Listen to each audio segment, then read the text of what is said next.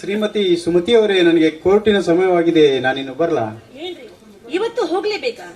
ಇವತ್ತೊಂದ್ ದಿವಸ ಹೋಗದೆ ಇದ್ರೆ ನಡೆಯೋದಿಲ್ವೇನು? ಅಲ್ಲರಿ, ಇವತ್ತು ನಮ್ಮ ಪ್ರಥಮ ರಾತ್ರಿ ಅಂದ್ಮೇಲೆ ಮನೆಯಲ್ಲೇ ಇದ್ದು ಹೆಂಡತಿ ಜೊತೆ ಸ್ವಲ್ಪ ಜಾಲಿ ಮಾಡಬಾರ್ದೇನು? ಜಾಲಿ ಇಂದು ರಾತ್ರಿಗೆ, ಅದು ಹಗಲೊತ್ತಿನಲ್ಲಿ ಚೆನ್ನಾಗಿರೋದಿಲ್ಲ. ಆದಷ್ಟು ಬೇಗ ಬರುವೆ. ಅಪ್ಪಣೆ ಕೊಡ್ತೀರಾ ನನ್ನ ಶ್ರೀಮತಿ ಸುಮತಿ? ಆಗ್ಲಿ ದನರಾಯರೇ. ಹಾಗಾದ್ರೆ ಸಾಯಂಕಾಲ ಮನೆಗೆ ಬರ್ಬೇಕಾದ್ರೆ ಮಲ್ಲಿಗೆ ಹೂವನ್ನ ತರುವುದನ್ನು ಮರಿಬೇಡಿ. ಹೂ ಹಾಗೂ ಹಣ್ಣನ್ನು ತಮ್ಮ ಗೌತಮ್ ತರುತ್ತಾನೆ. ಏಕೆಂದರೆ ಇಂದಿನ ಪ್ರಥಮ ರಾತ್ರಿ ಎಲ್ಲ ಜವಾಬ್ದಾರಿಯು ಅವನೇ ವಹಿಸಿಕೊಂಡಿರ್ತಾನೆ, ಹಾಗೂ ಎಲ್ಲ ಶೃಂಗಾರದ ವಸ್ತುಗಳು ಕೂಡ ಅವನೇ ತರುತ್ತಾನೆ. ಹೌದಾ? ಸರಿ, ಹಾಗಾದ್ರೆ ಸರಿ, ನೀವಿನ್ ಹೋಗ್ ಬನ್ನಿ. ಹೋಗುತ್ತೇನೆ ಅಂದರೆ ಬೇಗ ಬನ್ನಿ ಅಂತೀಯ? ಹಾಗಾದರೆ ಹೋಗುವ ಮುನ್ನ ಹೊರಬರಲಿ ನಿನ್ನ ಕೋಗಿಲೆ ಕಂಠದಿಂದ ಒಂದು ಮಧುರವಾದ ಗೀತೆ.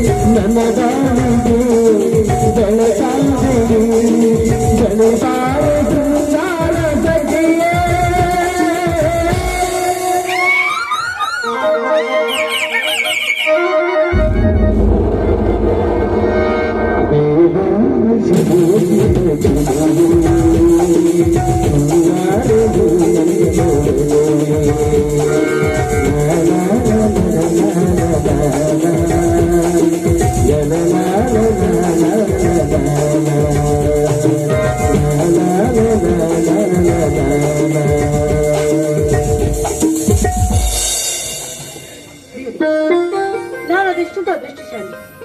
ದೇವರಂತ ಗಂಡ, ಮುತ್ತಿನಂತ ಮೈತುಂಡ್ರು, ಇವ್ರನ್ನೆಲ್ಲ ನಾನ್ ಪಡೆದಿದ್ದೀನಿ ಅಂದ್ಮೇಲೆ ನಾನೇ ಪುಣ್ಯವಂತೆ.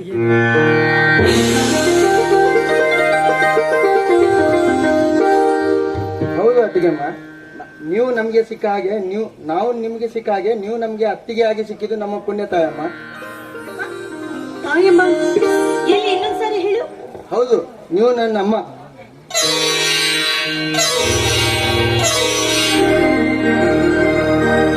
ನಿನ್ನ ಬಾಯಿಂದ ಬರ್ತಾ ಇರುವ ಈ ಅಮ್ಮ ಎನ್ನುವ ಪದವನ್ನು ಕೇಳೋದಕ್ಕೆ ಅದೆಷ್ಟು ಆನಂದವಾಗುತ್ತಪ್ಪ. ನೋಡು, ಇನ್ನು ಮುಂದೆ ನೀ ನನ್ನನ್ನ ಅತ್ತಿಗೆ ಅಂತ ಕರಿಬಾರ್ದು, ಅಮ್ಮ ಅಂತ ಕರಿಬೇಕು, ಸರಿನಾ? ಆಯ್ತು ಅಮ್ಮ. ಇಷ್ಟು ದಿನ ಅಣ್ಣ ಒಬ್ಬರೇ ಇದ್ದರು, ತಂದೆ ತಾಯಿಯಾಗಿ ಅಣ್ಣ ಒಬ್ಬರೇ ಇದ್ದರು. ಈಗ ತಾಯಿಯಾಗಿ ಪ್ರೀತಿ ವಾತ್ಸಲ್ಯ ತುಂಬಿ ತಂದಿದ್ದೀರಮ್ಮ. ಅಮ್ಮ, ಈ ನಿಮ್ಮ ಮುದ್ದಾದ ಮಗನಿಂದ ನಿಮ್ಮ ಮೊದಲ ರಾತ್ರಿಯ ಮಂಚದ ಹೂವಿನ ಶೃಂಗಾರ ಮಾಡುವ. ಆಗ್ಲಪ್ಪ, ಆದಷ್ಟು ಬೇಗ ನಿನ್ನೆ ಕೆಲಸವನ್ನ ನೀನ್ ಮುಗಿಸು. ಒಳಗಡೆ ಹೋಗಿ ನಾನು ಚಪಾತಿ ಮಾಡ್ತೀನಿ. ಆಯ್ತಮ್ಮ.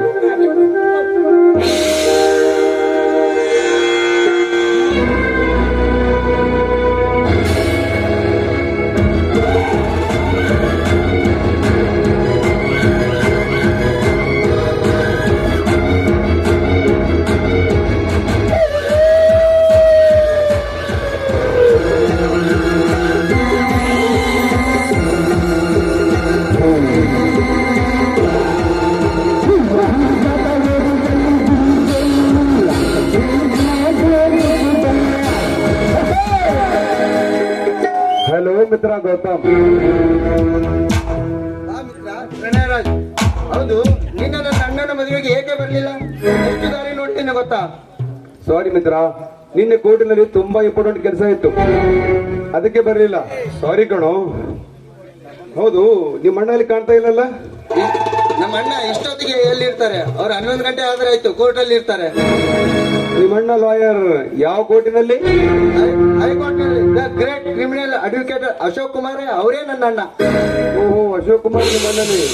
ಈ ಹೆಸರು ತುಂಬಾನೇ ಕೇಳಿದ್ದೇನೆ. ಈ ಹೆಸರು ತುಂಬಾನೇ ಫೇಮಸ್ ಇದೆ, ಆದ್ರೆ ಮುಖ ಪರಿಚಯ ಇಲ್ಲ ಮಾತ್ರ ಅಷ್ಟೇ. ಒಂದು ತಾಸು ಅಂತ ದೊಡ್ಡ ವ್ಯಕ್ತಿಯ ತಮ್ಮ ನನ್ನ ಸ್ನೇಹಿತನೆಂದರೆ ನಿಜಕ್ಕೂ ನನಗೆ ಹೆಮ್ಮೆ ಪಡುವ ವಿಷಯ. ಒಂದು ತಾಸು ಮುಂಚೆ ಬಂದಿದ್ರೆ ಮನೆಯಲ್ಲೇ ಸಿಗ್ತಾ ಇದ್ರು, ನಾನೇ ಪರಿಚಯ ಮಾಡಿಕೊಡ್ತಿದ್ದೆ. ಅಂತ ಭಾಗ್ಯ ನನಗಲ್ಲಿ ಇರ್ಲಿ. ಹೋಗ್ಬಿಡು ಗೌತಮ್. ಮಂಚಕ್ಕೆ ಹೂವಿನ ಸಿಗ ಮಾಡ್ತಿಲ್ಲ ಯಾಕೆ? ಅಯ್ಯೋ ಹುಚ್ಚ, ನಿನ್ನೆ ದಿನ ಮದುವೆ ಅಂದ್ರೆ ಇವತ್ತು ಫಸ್ಟ್ ನೈಟ್ ಅಂತ ಗೊತ್ತಿಲ್ಲ ನನಗೆ. ಓಹೋ, ಸರಿ ಸರಿ. ಈ ನಿನ್ನ ಮಿತ್ರನ ಚಿಕ್ಕ ಕಾಣಿಕೆ ನಾನು ಯಾರ ಕೈಯಲ್ಲಿ ಕೊಡಲಿ? ಸ್ವಲ್ಪ ತಾಳು. ಅತ್ತಿಗೆ, ಅತ್ತಿಗೆಮ್ಮ, ಅತ್ತಿಗೆಮ್ಮ.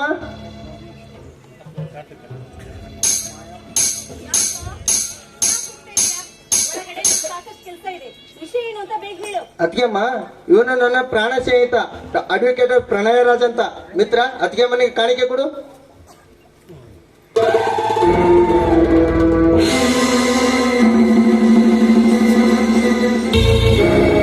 ನಮಸ್ಕಾರ ಅಮ್ಮ, ತೆಗೆದುಕೊಳ್ಳಿ ನನ್ನ ನೆನಪಿನ ಕಾಣಿಕೆಯನ್ನು.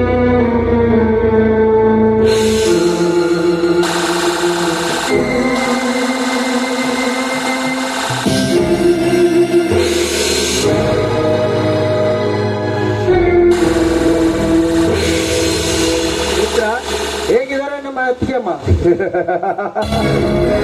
ಸಾಕ್ಷಾತ್ ಮಹಾಲಕ್ಷ್ಮಿ ಮಿತ್ರ. ಇಂಥ ಒತ್ತಿಗೆ ಪಡೆಯಲು ನೀನು ಪುಣ್ಯ ಮಾಡಿರುವೆ. ಹೌದು ಮಿತ್ರ, ನೀನ್ ಹೇಳೋದು ತುಂಬಾ ನಿಜ. ಅತ್ತಿಗೆಮ್ಮ, ಮಿತ್ರನಿಗೆ ಊಟ? ಊಟ ಇಲ್ಲಪ್ಪ, ಅಡಿಗೆ ಮಾಡ್ಬೇಕು ಅಂದ್ರೆ ಮನೆಯಲ್ಲಿ ಗ್ಯಾಸ್ ಖಾಲಿಯಾಗಿದೆ. ಹೌದಾ ಅತ್ತಿಗೆಮ್ಮ? ಯಾವನಾದ್ರು?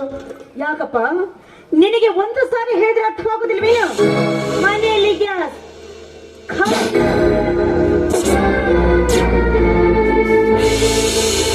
ಸಾರಿ ಮಿತ್ರ, ಗ್ಯಾಸ್ ಖತಮ್ ಆಗಿದೆ ಅಂತೆ. ಹೋಗ್ಲಿ ಬಿಡಿ ಮಿತ್ರ, ಇವತ್ತು ಚಹಾ ಊಟ ಇರದಿರ ಏನಾಯ್ತು? ಈ ಮನೆ ನನ್ನ ಮನೆ ತರ. ಆದ್ರೂ ಮಿತ್ರ, ಊಟದಿರಿದ್ದರು ಚಹಾನಾದ್ರು ಕೊಡಬೇಕಾಗಿತ್ತು. ಹೋಗ್ಲಿ ಬಿಡು, ಮುಂದೆ ನೀನೇ ಬೇಡ ಅಂದರು ಚಹಾ ಅಲ್ಲ, ಹೊಟ್ಟೆ ತುಂಬಾ ಊಟ ಮಾಡಿಕೊಂಡೇ ಹೋಗುತ್ತೇನೆ. ನಾನಿನ್ನು ಬರಲೇ? ಊಟ ಆಗಿದ್ರೆ ಚೆನ್ನಾಗಾಗುತ್ತಿತ್ತು. ಗ್ಯಾಸ್ ಹೋಗ್ಲಿ ಬಿಡು ಗೊತ್ತಾ, ಮನ್ಸಿಗೆ ಹಾಟ ಮಾಡಿಕೊಳ್ಳಿ ಬಿಡ. ನಾನಿನ್ನು ಬರಲೇ? ಆಯ್ತು.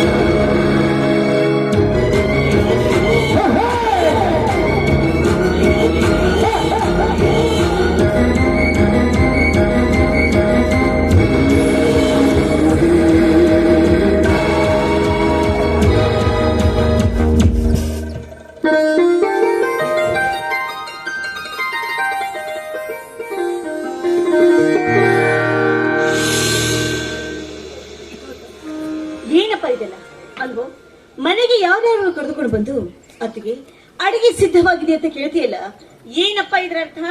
ಅಮ್ಮ, ಬಂದವರು ಬೇರೆ ಯಾರಲ್ಲ, ನನ್ನ ಪ್ರಾಣ ಸ್ನೇಹಿತ, ತುಂಬಾ ಒಳ್ಳೆಯವರು. ಹೌದು. ಏನು ಆಗಿದ್ದು ಆಗೋಯ್ತು, ನಡಿ ನೀನ್ ಮೊದ್ಲು ಊಟ ಮಾಡಿವೆ ಅಂತೆ. ಗ್ಯಾಸ್ ಖತಮ್ ಅಂತ ಹೇಳಿದ್ರಿ, ಇವಾಗ ನೋಡಿದ್ರೆ ಊಟಕ್ಕೆ ಕರೀತಾ ಇದ್ದೀರಾ? ಓ ಹಾಗ, ನೋಡಪ್ಪ, ನಾನ್ ಈ ಮನೆಗೆ ಹೊಸದಾಗಿ ಸೊಸೆಯಾಗಿ ಬಂದಿದ್ದೀನಿ. ಆಮೇಲೆ ನಾನ್ ಮಾಡಿಟ್ಟ ಮೊದ್ಲೇ ಅಡಿಗೆನ ನನ್ನ ಗಂಡ ಹಾಗೂ ನನ್ನ ಮೈದುಂಡ್ರೆ ಊಟ ಮಾಡಬೇಕು ಅಂತ ಸಾಕಷ್ಟು ಆಸೆ ಇಟ್ಕೊಂಡಿದ್ದೆ. ಒಂದು ಚಿಕ್ಕ ಸುಳ್ಳು ಹೇಳಿದೆ ಅಷ್ಟೇ.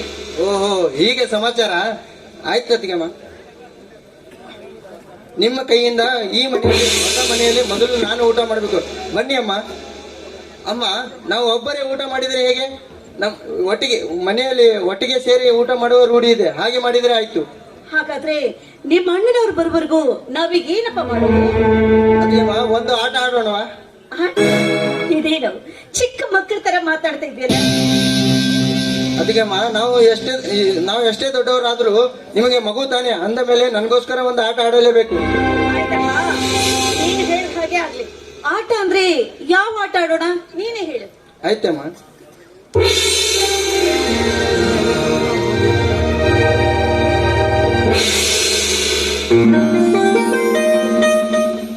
ಅತ್ತಿಗೆಮ್ಮ, ಇದು ಒಂದು ಗ್ಲಾಸ್ ಇದೆ. ಈ ಗ್ಲಾಸ್ ಅಲ್ಲಿ ಹಾಲು ಇದೆ. ನಿಮಗೆ ಕಣ್ಣಿಗೆ ಬಟ್ಟೆ ಕಟ್ಟಿ 5 ಸುತ್ತು ತಿರುಗಿಸಿ ಬಿಡುತ್ತೇನೆ. ನಂತರ ಕುರ್ಚಿ ಮೇಲೆ ಇರುವ ಹಾಲನ್ನು ಹುಡುಕಿ ಹಾಲು ಕುಡಿದವರೇ ಗೆದ್ದಂತೆ. ಆದರೆ ಅತ್ತಿಗೆಮ್ಮ, ಸಮಯ ಮಾತ್ರ 2 ನಿಮಿಷ. ಇಲ್ಲಪ್ಪ, 2 ನಿಮಿಷ ಎಲ್ಲ ಆಗೋದಿಲ್ಲ, 5 ನಿಮಿಷನಾದ್ರೂ ಬೇಕು. ಆಯ್ತು ಅತ್ತಿಗೆಮ್ಮ, ನಿಮ್ಗಾಗಿ 5 ನಿಮಿಷ ಇರ್ಲಿ, ನನಗೆ ಮಾತ್ರ 2 ನಿಮಿಷ ಸಾಕು. ಸರಿ, ಹಾಗಾದ್ರೆ ಆಟ ಪ್ರಾರಂಭ ಮಾಡೋಣವಾ? ಆಯ್ತು ಅತ್ತಿಗೆಮ್ಮ.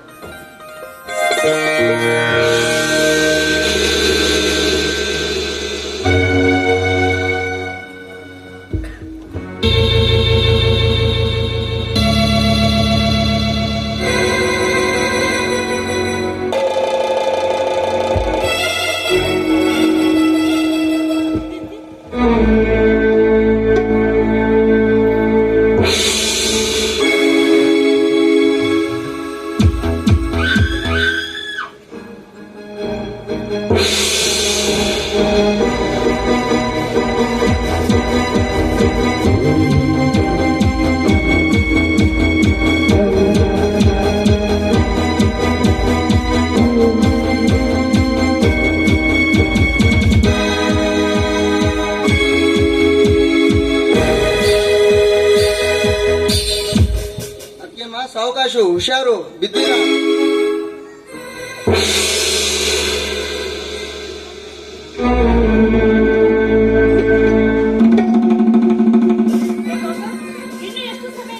ಇನ್ನೂ 2 ನಿಮಿಷ ಇದೆ ಅತ್ತಿಗೆಮ್ಮ, ಸಾವಕಾಶವಾಗಿ ಹುಡುಕಿ, ಆದ್ರೆ ಹಾಲು ಚೆಲ್ಲಬಾರದು. ಅಯ್ಯೋ, ನನಗೇನೋ ಒಂಥರ ಆಗುತ್ತಿದೆ.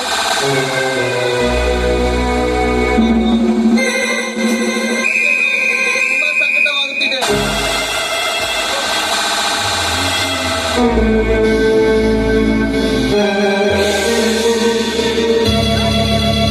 ಈ ಆಟದಲ್ಲಿ ಗೆಲುವಿನಂತೆ ನೀನೇ ಸೋಲೋದು.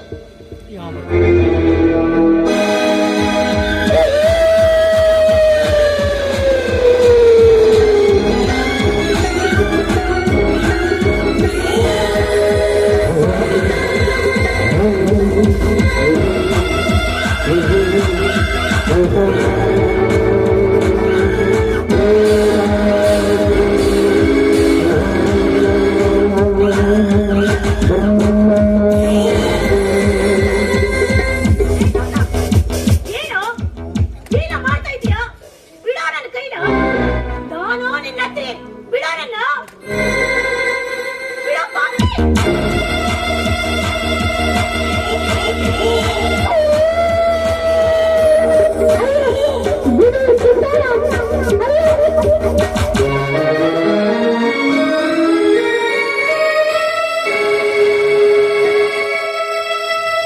ಗಿಳಿ ಬದಲಾಯಿತು, ಗಿಡಗಳ ಬಾಯಿಗೆ ವಿಧಿ ಕೊನೆ ಹೇಳಿತು, ಕಣ್ಣು ಬಾಳಿಗೆ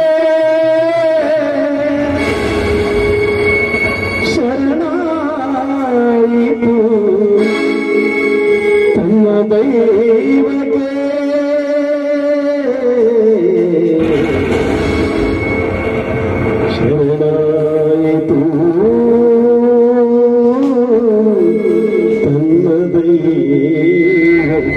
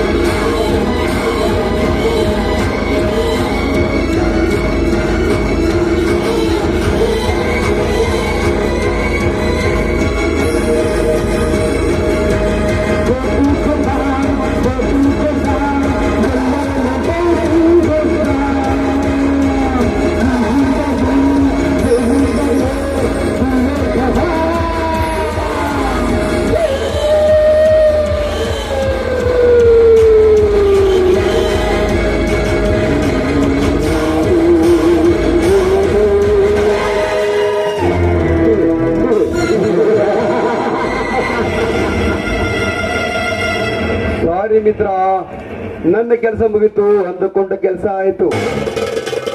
ಸುಮತಿ,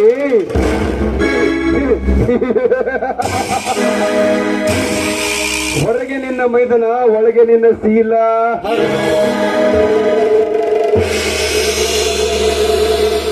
ಸುಮತಿ, ಕಣ್ಣು ಕಟ್ಟಿಕೊಂಡು ತಪ್ಪು ಮಾಡಿಬಿಟ್ಟೆ, ಅದರಿಂದಲೇ ಆಯಿತು ನಿನ್ನ ಪತನ. ಸುಮತಿ, ಕಣ್ಣು ಮುಚ್ಚಿ ಕಳೆದುಕೊಂಡ ನಿನಗಾಯಿತು ಬಾಳಿಗೆ ಮೂಲ.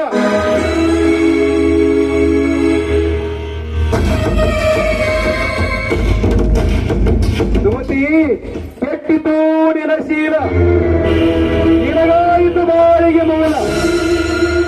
ಈ ನಿನ್ನ ಆದರವೇ ಹಾಲು ತುಪ್ಪಿನಿಂದ ಅಭಿಷೇಕ ಮಾಡಿದರು ಮತ್ತೆಂತೆ ತಿರುಗು ದೊರಕದು. ಮುತ್ತು ಹೊಡೆದರೆ ಹೋಯಿತು, ಮಾತು ಆಡಿದರೆ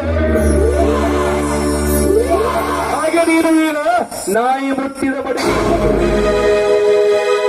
ನನ್ನ ಕಣ್ಣು ತೆಪ್ಪಿಸಿ ನೀನು ನನ್ನ ಸ್ನೇಹಿತನ ಅಣ್ಣನ ಸತಿಯಾದರೂ ಬಿಡಬಲ್ಲೆನೋ ಈ ರಸಿಕ.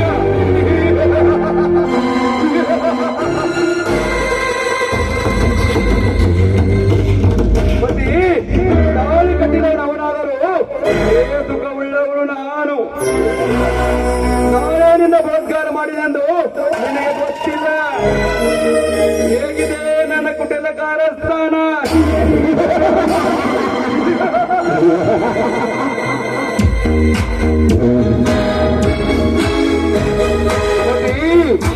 ನಿನ್ನ ಪ್ರಥಮ ರಾತ್ರಿಗೆ ಭಂಗದಂತ ಬಗ್ಗನ ಪ್ರೇಮಿ ಈ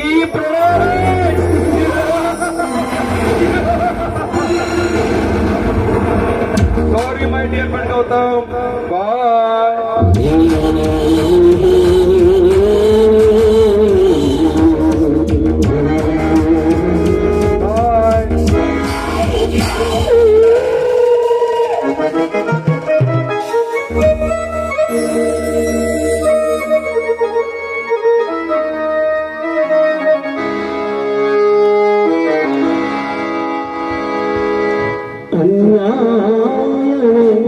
ತುಂಬಿದೆ ಜಗದಲ್ಲಿ, ಅನ್ಯಾಯ ತುಂಬಿದೆ ಜಗ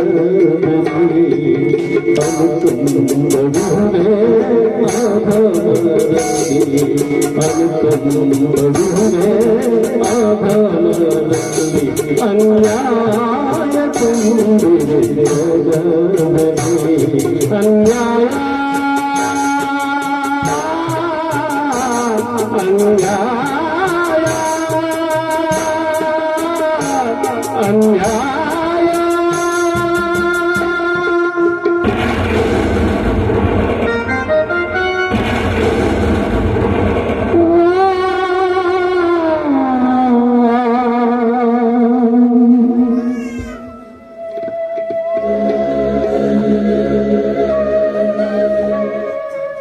ಸೃಷ್ಟಿಕರ್ತನಾದ ಶಿವನೇ, ಅದೆಷ್ಟೊಂದು ವಿಚಿತ್ರವಾಗಿ ಬರೆದಿದ್ದೀಯಾ ಈ ನನ್ನ ಹಣೆ ಬರಹ.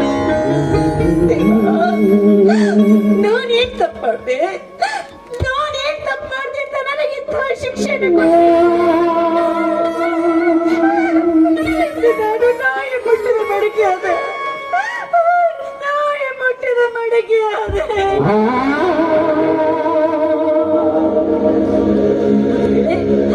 ಈಗೇನಾದ್ರೂ ಬಂದು ನನ್ನ ಗಂಡ ಸುಮತಿ ಏನು ನಿನ್ನ ಸ್ಥಿತಿ ಅಂತ ಕೇಳಿದ್ರೆ ನಾನು ಅವ್ರಿಗೆ ಅದೇನೋ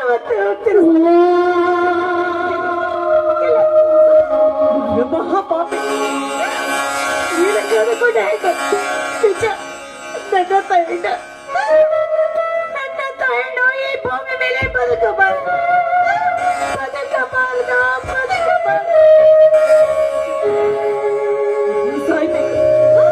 ನಾನು ಸಾಯ್ಬೇಕು.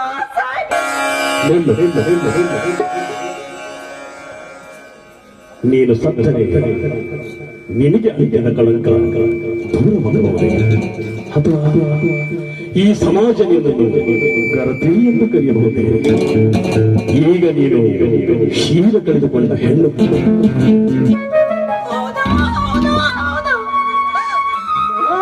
ಶೀಲ ಕಳೆದುಕೊಂಡ ಹೆಣ್ಣು. ಅದಕ್ಕಾಗಿ ನಾನು ಸಾಯಲು ಹೋಗ್ತಾ ಇದ್ದೀನಿ. ನನ್ನನ್ನು ಕಾಣ ತಿಳಿಸ್ತಾ ಇದ್ದೀರಾ? ನೀನ್ಯಾರು?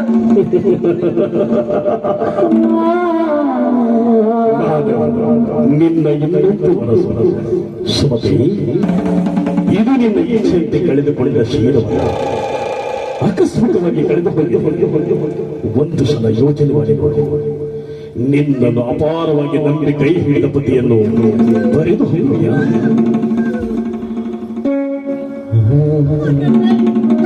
ಹಾಗಾದ್ರೆ ನಾನೀಗೇನ್ ಮಾಡ್ಲಿ? ಈ ನಾಯಿ ಮುಟ್ಟಿದ ಮಡಿಕೆಯನ್ನು ದೇವರ ನನ್ನ ಕಣ್ಣನಿಗೆ ಅರ್ಪಿಸಲೇ? ಅದು ನಿನ್ನಿಷ್ಟ. ಆದರೆ ಒಂದು ಮಾತು ಸತ್ಯ, ನಿನಗಾಗಿ ಅಲ್ಲದಿದ್ದರೂ ಬಂಗಾರದ ಮನುಷ್ಯ ಎಂದೆನಿಸಿದ ಅಶೋಕನಿಗಾದರೂ ನೀನು ಬದುಕಲೇಬೇಕು. ನಿನ್ನ ಶೀಲಹರಣ ಮಾಡಿದ ಪಾತಕಿಗೆ ಶಿಕ್ಷೆ ನೀಡಲೇಬೇಕು. ಆ ಸಮಯ ಬಂದೇ ಬರುತ್ತದೆ. ಅಲ್ಲಿವರೆಗೆ ನೀನು ಕಾಯಲೇಬೇಕು. ನಿನ್ನ ಸೇಡಿನ ಪ್ರತಿಕಾರದ ರಕ್ತ ಕುದಿಯಬೇಕಾದರೆ ನೀನು ಚಂಡಿ ಚಾಮುಂಡಿ ಅವತಾರ ತಾಳಲೇಬೇಕು. ಈ ವಿಷಯ ಈಗ ಗುಪ್ತವಾಗಿ ಯಾರಿಗೂ ಹೇಳಬೇಡ. ಈಗ ನೀನು ಮೊದಲಿನ ತರವೇ ಇರಲು ಪ್ರಯತ್ನಿಸಿ.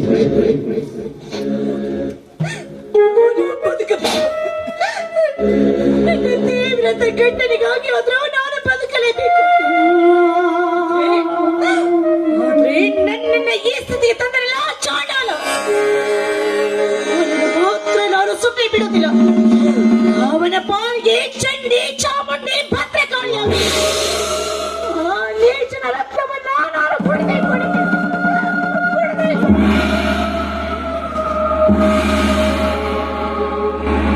ಏನೇನು ಕನಸು ಕಂಡೇ ಬಾಳಿನ ಸುಖವುಂಡೆ. ಹೇಗೆ ಬದುಕಿದ್ದೇನು? ಬಾಯಿ ತುಂಬ ಅತ್ತಿಗೆ ಅಂತ ಕರೀತ ಹೆತ್ತ ತಾಯಿ ಸಾತಲಿದ ಅತ್ತಿಗೆ ಶೀಲವನ್ನೇ ಹಾಡುವ ತಾಯಿ ಖಂಡಿತವಾದ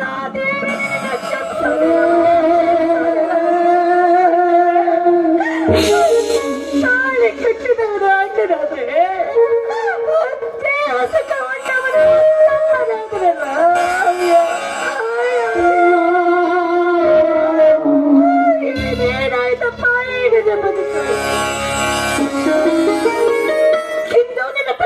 ರಾತ್ರಿ ಅಲ್ಲ ಅಲ್ಲ ಅಲ್ಲ ಅಲ್ಲ.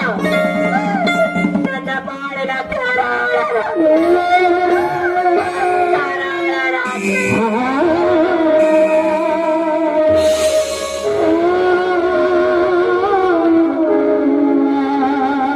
ಏನೇನು ಕನಸು ಕಂಡೆ ಬಾಳಿನ ಸುಖವುಂಡೆ.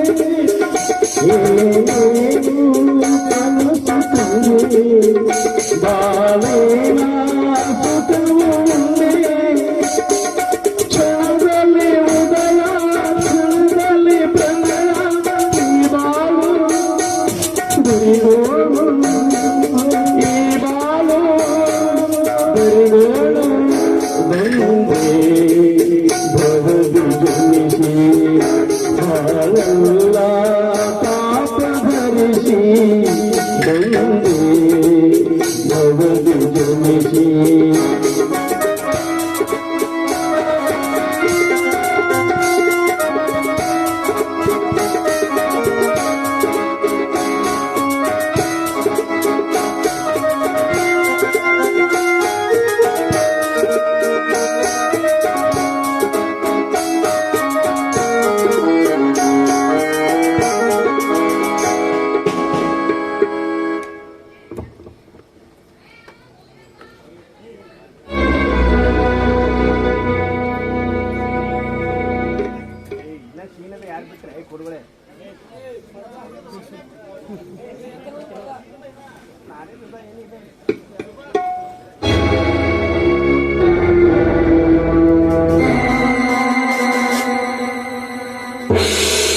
ಗೌತಮ್ ಇಲ್ಲೇಕೆ ಮಲಗಿರಪ್ಪ?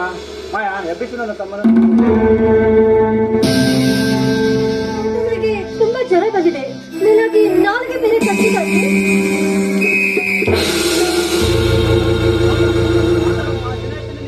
ಅಣ್ಣ ಬೇರೆ ಮನೆಯಲ್ಲಿಲ್ಲ. ನಾನೇನು ಮಾಡಲಿ ಈಗ? ಬಂದೆ, ಆದಷ್ಟು ಬೇಗ ಆಸ್ಪತ್ರೆಗೆ ಕರ್ಕೊಂಡು ಹೋಗೋಣ. ನನಗೆ ಯಾಕೋ ಭಯವಾಗ್ತಾ ಇದೆ. ನಿಜ, ನಡೆ ಕರೆದುಕೊಂಡು ಹೋಗೋಣ. ಸ್ವಲ್ಪ ಕೈ ಹಿಡಿ ಮಾಯಾ.